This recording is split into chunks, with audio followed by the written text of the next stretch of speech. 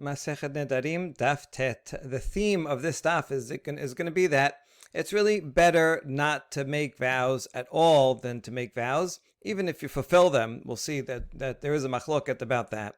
But generally, making a vow is a dangerous thing to do, and sociologically, really only people of low quality make vows often. People who are high quality, who are honest, don't need to make vows, because if they commit to doing something, they'll do it. They're reliable. They're honest. They don't have to vow to say, "Oh, look, yes, I'm telling the truth."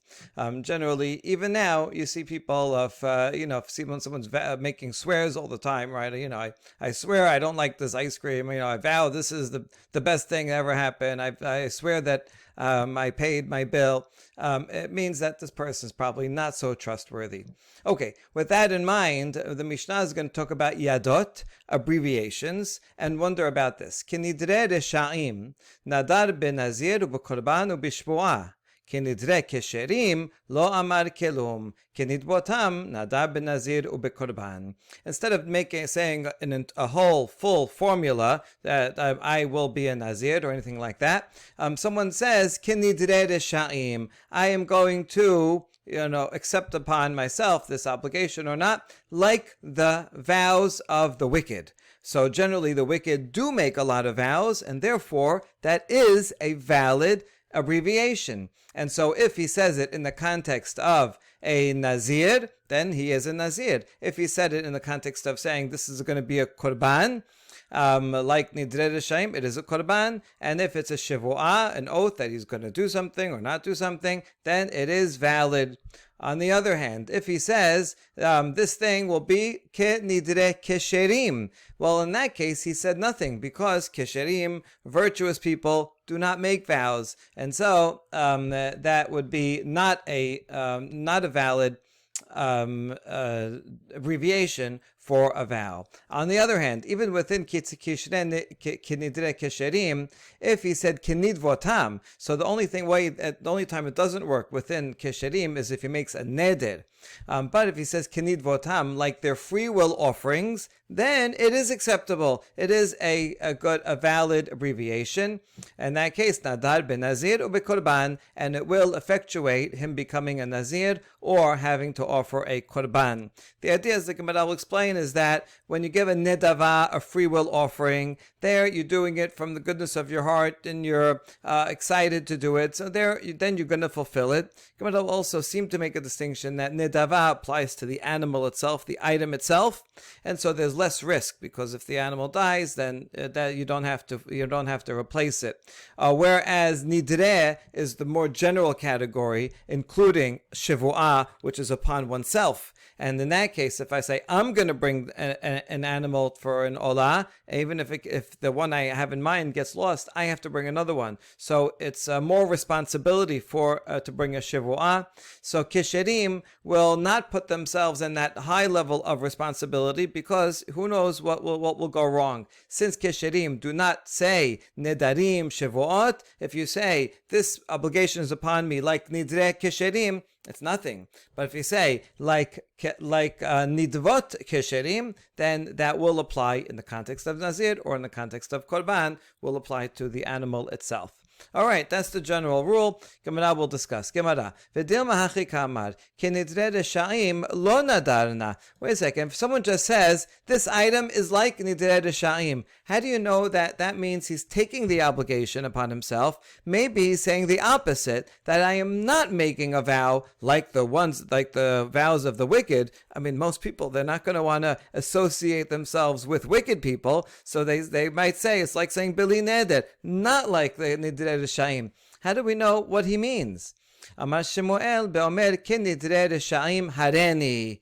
Oh, it's talking about a case where the Mishnah only quoted 2 words, but actually he said 3 words. He said kinidre reshaim hareni, or kinidre reshaim alai, or kinidre reshaim hemenu. In any of those 3 cases, it's clear that he does want to make himself obligated like the like vows that Rishaim make. Not that he's going to be a Rasha. It would be like today if there's a group of people that swear a lot, like sailors. So you say, I take upon I take upon this obligation to myself, like the vow of sailors. Instead of saying I vow this, which is a clear formula, he's referencing something that this group does. So then, yes, all these three are valid. Each of these three words would effectuate a different type of obligation. Hareni benizirut. If he says Shaim hareni, I am like the vows of the wicked, so he's taking upon himself to be a Nazir. That means Hareni, because usually the normal language would be Hareni Nazir. So now he's saying Hareni with a slightly different formula. Or he says Alai, upon me, so he's accepting upon himself an obligation of a korban, bekorban. Hemenu bishvoah. If he says from this, then that means I am restricting myself from this, from your food, from chocolate. Then that would be the language of a shivu'ah, and these are valid because the Sha'im often do make Nedarim, so that works. Hareni nizirut. And now we ask, wait a second, the word hareni, does that really always make a person a Nazir? It could be a lot of things. Dilma hareni betanit. Maybe he says, I'm going to fast. All right, I am accepting by myself that I will be in a state of fasting. That's just also a normal formula. So how do we know when he just says the word hareni, what he means? Ka'amad, Amar Shemuel, Kesheya Nazir, Ove lefanav. Shemuel is talking about where a Nazir passes in front of him. You could tell he has long hair. And he looks at the Nazir and he says, "Kenidre Shaim hareni." Right, by the vows of evildoers, I am going to be like that. So then he will be a Nazir. We're not talking about, by the way, the Shaim of like murderers and thieves. We're talking about people who just aren't careful and taking upon themselves these type of obligations. So in that sense, they're the Shaim because they're bound to trip up. And so, you see, it's really not a good thing to do, but because they do it, so therefore, if someone makes a reference to a vow like Rishaim, it is binding. And similarly, when it says Hemenu bishvoah, Dilma Hemenu de'achilna ka'amar. How do you know Hemenu is going to create a shivu'ah that he's saying, I'm not going to do this, I'm not going to eat from you, I'm not going to eat this thing? How do you know it's a negative vow? Maybe it means that I'm going to eat it. Maybe it means something positive. I'm going to eat that, I will eat this vow. How do you know that it's talking about something that would be a negative activity? Maravad amar Hemenu shelo ochal. No, it's talking about a case where he did explicitly said, Hemenu, where he said, Hemenu, that I'm going to keep myself from it like and I will not eat. So he has to add also those words. If he has also those words, then it's clear that he's making a shivu'ah to keep away from something, right? But you're right. If he said a different language, then it would have a different meaning. Okay, now we ask, Ihachi, Maile Memra. If that's the case, then what's the point? What are you teaching us, right? You're saying a whole thing that actually is quite explicit. By the time you're adding all these words, Kedere Shaim hareni, Kedere Shaim hemenu shelo ochal, right? So that sounds like it's almost a complete formula. So what are you teaching that this would be binding? Isn't that obvious? I might have thought, since I don't say the actual language of a shivu'ah from my mouth, I didn't say I vow that I'm not going to eat this bread. So I might have thought that it does not apply, and therefore it teaches us that yes, this is a vow. Even if I say it like that of Rishaim, that's an abbreviated form. That is still a clear enough reference to a vow. Now, kinidre kesherim. Now, on the other hand, if someone says, I take upon myself this vow, I take upon myself something like the vow of virtuous people, lo amar kelum, then it doesn't work. Kinid votam, but if he says like the free will offerings of righteous people, then it does apply. Nadar v'chule. Mantana deshane le ben neder lindava. Lema la Rabbi Meir ve'la Rabbi Yehuda. So now this Mishnah makes a distinction between neder and nedava. And it says neder, that righteous people would not make a neder. That's too overarching. But in nedava, which is more free will, I'm excited to do it, and it applies just to the item itself, not to the person, even though usually that's what we call shivu'ah. But here we're using the word neder as a larger category, including that which is upon oneself. So who makes a distinction between neder, a larger category, and nedava, that's just a free will offering? In that case, we say virtuous people do make those types of things. So it's not to be me'ir, and it's not to be uda. We don't know who would make such a distinction. Because here's their machloket, the Tanya. Tov asher lo tidor, here's the original pasuk in full. Tov asher lo tidor mishet tidor ve'lo teshalem. Better not to make a vow than to vow and not fulfill it. Okay, so I think that's actually obvious. If you vow and don't fulfill it, then that's really bad. You made a false vow. So certainly better not to make a vow at all. But is this pasuk going a step further and saying, even if you do fulfill it most of the time, still it's better not to vow at all, right? If you're going to want to do something good, just do it. And without making a vow, better to not make a vow at all, even if you do fulfill it. So what is the meaning of this pasuk? As a machloket, tov ze umizeh she'eno noder kol ikar divrei Rabbi Meir. Better than anyone is someone who does not make any vow. That's better than someone who makes a vow and fulfills it, and certainly better than someone who makes a vow and does not fulfill it. Don't make any vows. Okay. Rabbi Meir, Rabbi Yehuda omer tov mizeh umizeh noder umishalem. Rabbi Yehuda says the best thing is to make a vow and fulfill it. That's certainly better than making a vow and not fulfilling it, but it's also better than not making a vow at all. So Rabbi Yehuda says it's okay, Tim, it's good to make vows as long as you fulfill it. Rabbi Meir says don't make any vows at all. But their point is that neither of them distinguish between the types of vows. It doesn't matter if it's a neder or a nedava. Either way, according to the Meir, better not to make them at all. Either way, according to the Yehuda, better to make them and fulfill them. And so who is the Tana of our Mishnah that would distinguish between the two? So first we're going to say, Afilu tema de Meir. On tomorrow's daf, we're going to say it can also be the Yehuda. But today we're only going to justify our Mishnah according to the Meir. Ki ka'amar Rabbi Meir ben neder, ben davar lo ka'amar. When Rabbi Meir said best not to make any vows at all, that was talking about neder type of vow, the overarching one. But a nedava, a free will one, you do when you're excited, and you make sure to limit it only to the item itself, where you won't come to you're much more likely to fulfill it, and there's not so much danger involved. That Rabbi Meir did not say, and he would say, yeah, nedava, go for it. It's nice, it's good to make a nedava.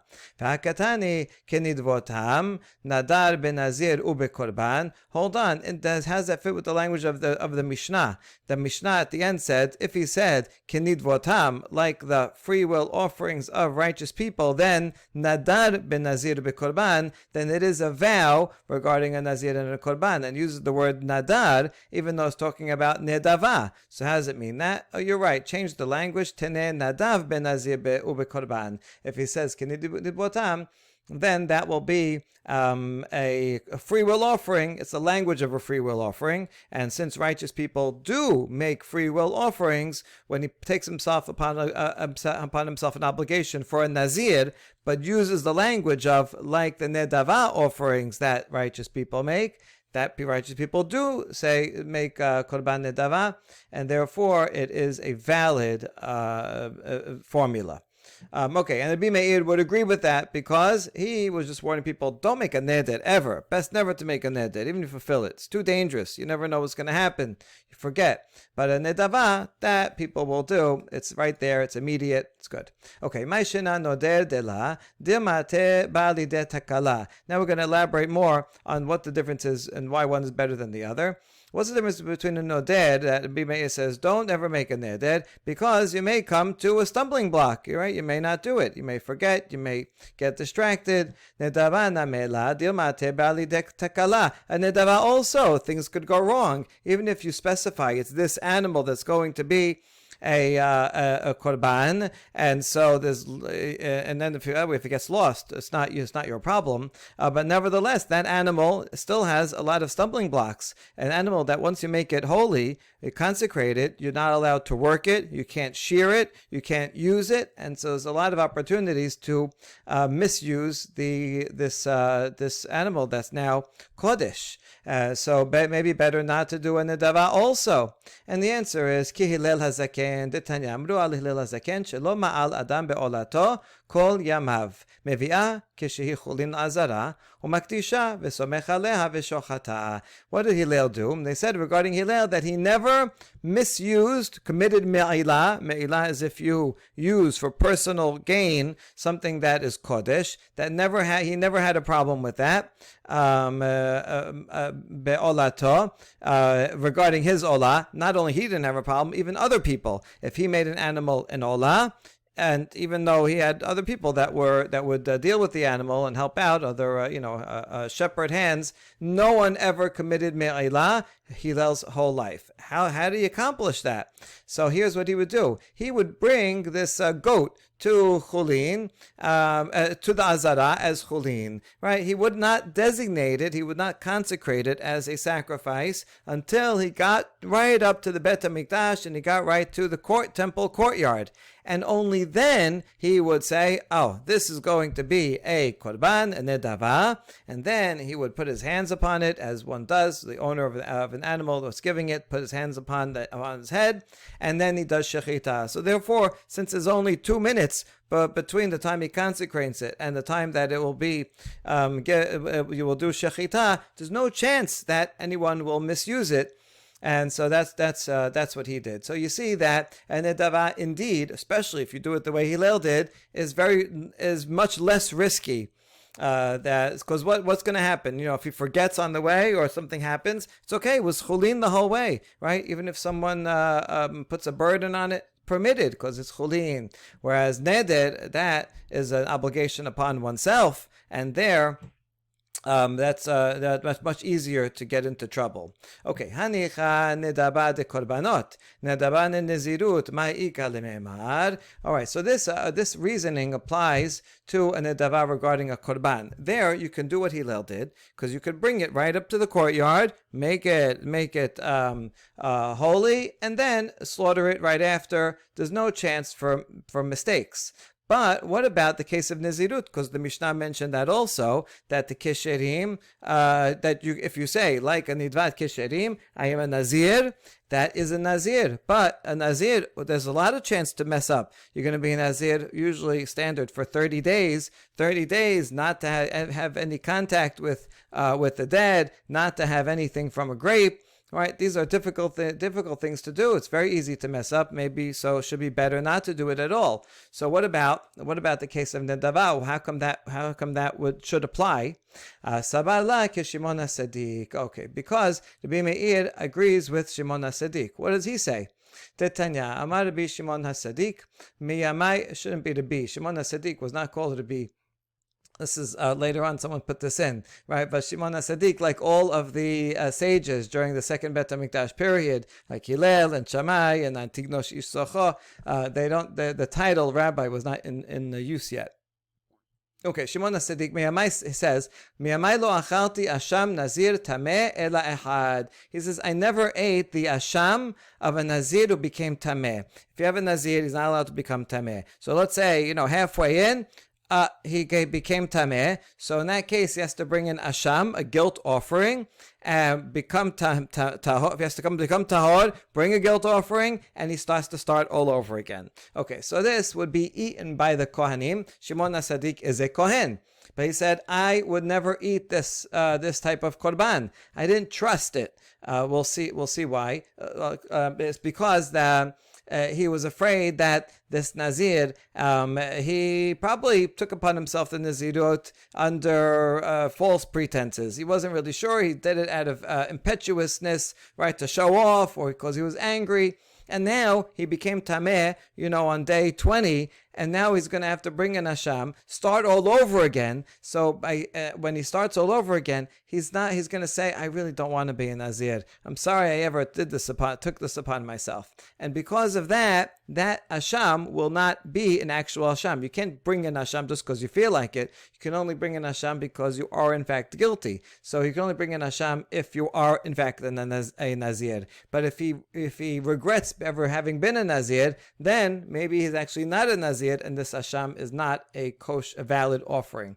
So that's why Rabbi Shimon wouldn't do it. So that's why he says, I only saw one time in my life where there was an actual sincere Nazir. What was it? Pam achat, ba adam echad Nazir min hadarom, uritiv shehu yefeh einayim v'tov ro'i uvusotav sedurot lo taltalim. One time, this guy came from the south, he was a Nazir, and I saw he had beautiful eyes, he was good looking, he had curls in his hair, all nicely arranged, some kind of like a Greek hairdo. You can see that on statues now.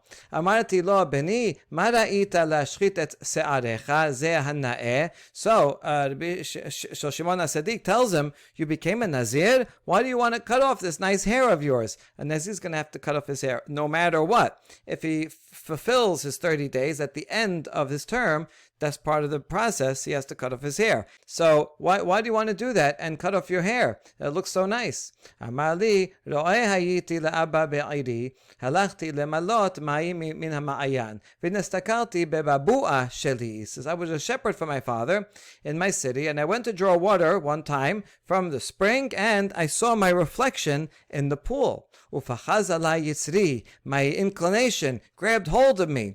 Ubikesh letordeni min ha'olam, and wanted to expel me from the world. In other words, I was attracted to how beautiful I was, and I said, let me use it to go and do unlawful acts, and that would remove me from the spiritual world. And so I almost got caught up in my own beauty. This reminds us of the Greek myth of Narcissus, who once also was very beautiful. He was once looking in the pool, and he saw his reflection, and he couldn't stop looking at his reflection because he was so narcissistic. That's where the word comes from. And he was all self-absorbed, and that's it. He couldn't live the rest of his life because he couldn't look away.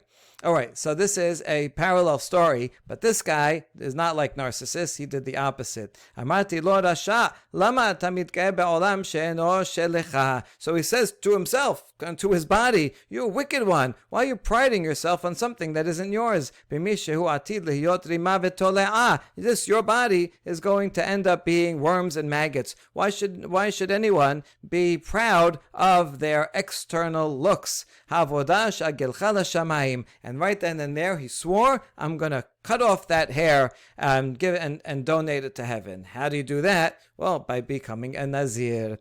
And so this was the true reason why someone should be a Nazir, not out of guilt, not to impress others, not to bring good luck upon oneself, none of the other reasons that people might be a Nazir, but this is exactly it. A person was so attracted, he was gonna pass over a line that he shouldn't pass, and he said, Nazir, I'm going to be a Nazir to keep myself away from being attracted to this materialism and external looks. Miyad amadeti un shaktiv al rosho amarti lo beni kamocha yirbu nozre nezirut b'Yisrael alecha katu omer ish ki yafli lindor neder nazir lehazir laHashem. So Shimon HaSadik heard that story and kissed the Nazir on his head and said, my son, may there be many Nazirut that take upon themselves a Nazir like you. It's about you that the Pasuk had in mind, that if you should make a neder and become a Nazir to Hashem, right, you are the prime example of good, pure intentions and not doing it in a rash way. So Shimon HaSadik was saying this is the only time he ever ate from the asham of a Nazir. He considered this to be a righteous one, a pure one, a valid one. Everyone else he was suspicious of. So to be Meir, we were answering, must have held like Shimon HaSadik, that since a Nazir, the only real Nazir is a case like this, a person like this surely will fulfill his days and do it properly. So there's no risk that he's going to just take upon Nazir and then and not fulfill it. So a case like this, a Nazir like this, that you can trust, and so therefore a person like this, yes, better for him to be a Nazir than not vow at all. But anyone else, or anyone that's not as sincere as this person, better not to take upon yourself a Nazirut, and that's better than being a Nazir and not fulfilling it, and certainly better for sure, and even better also, it's better than being a Nazir and fulfilling it. Don't be a Nazir at all unless you're this type of person. Okay, now a question about Shimon HaSadik. Matkif la Rabbi Maneh. Mai shena asham Nazir tameh de lo achal date al chet. Kol hashemot nameh lo lechul dal chet atu. How come Shimon HaSadik would not eat from an asham Nazir? He's assuming that the reason he wouldn't eat from an asham Nazir is because he'd made a sin by becoming tameh. But that's true of any asham. Anyone who was bringing an asham is because he made a certain sin for which you have to bring an asham. So therefore, Shimon HaSadik should never eat from an asham because it's always coming in consequence of a sin.